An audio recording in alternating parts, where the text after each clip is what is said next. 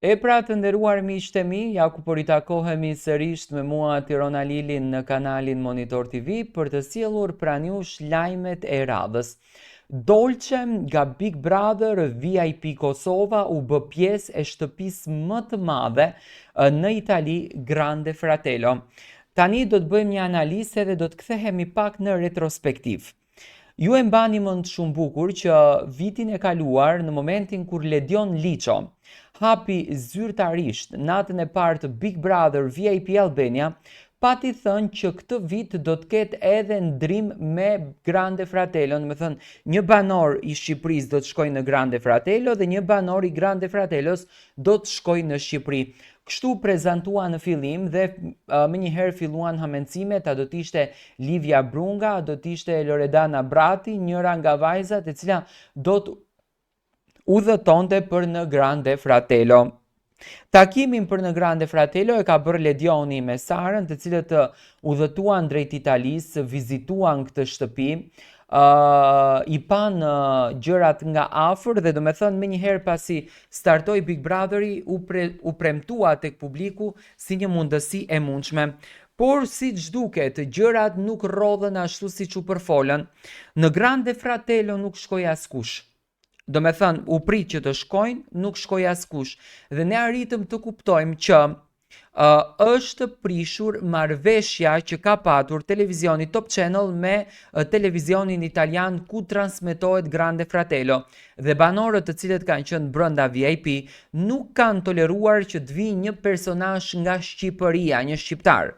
Tani, e kundërta ndodhi këtë javë në Big Brother VIP Kosova.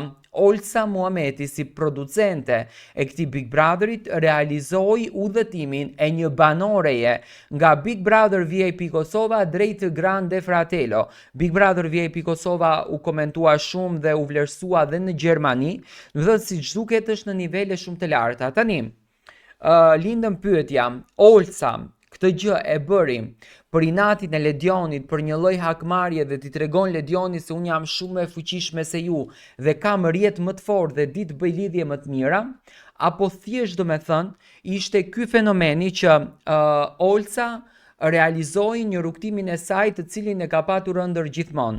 Mbrëm fokusi nuk ishte tek banorët banorët shqiptar në Kosovë, sa ishte fokusi tek hyrja e Dolçes në Grande Fratello dhe lidhja e Simonës me Alaudinin. Do thënë ishte shumë e shenjtë kjo lidhje për Olsen. Dhe unë e pash në fakt si një lloj hakmarrje kundërdrejt televizioni që Olsa Muhameti ka punuar dhe energjisë në fakt që ajo ka dhënë. Në me thënë, vitin e kaluar kam arritur të marrë informacione që banorët, pasi që vitin e kaluar Grande Fratello ka qenë VIP, banorët nuk kanë preferuar që të ketë një personazh publik shqiptar në këtë edicion, në me thënë edicion e vitit kaluar, ndërsa këtë vit banorët e Grande Fratello nuk qenë kanë VIP, qenë kanë banor të thjesht dhe kanë pranuar që Dolçe të jetë pjesë e këtij reality show.